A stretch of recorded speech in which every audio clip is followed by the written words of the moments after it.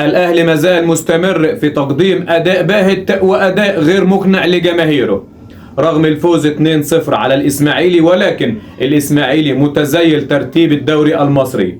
الإسماعيلي بمشاركة فريق من الشباب والناشئين، الإسماعيلي بتسجيله 8 أهداف فقط بنتائج كارثية في الدوري المصري بإيقافات قيد.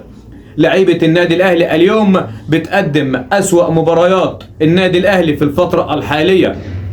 ما زلنا في توهان، ما زلنا في بطء، ما زلنا في حيرة من ياسس رب في تشكيلته، في تغييراته. ما زالت لعيبة النادي الأهلي خارج نطاق الخدمة رغم الفوز والنتيجة اليوم على الإسماعيلي.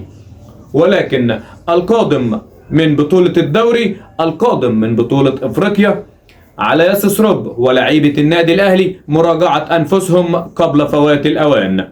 خرجنا من كأس مصر، خرجنا من كأس الرابطة، أمامنا الدوري، أمامنا بطولة أفريقيا. علينا تدارك الأمور قبل فوات الأوان، ودي رسالة للعيبة النادي الأهلي والجهاز الفني ومجلس الإدارة.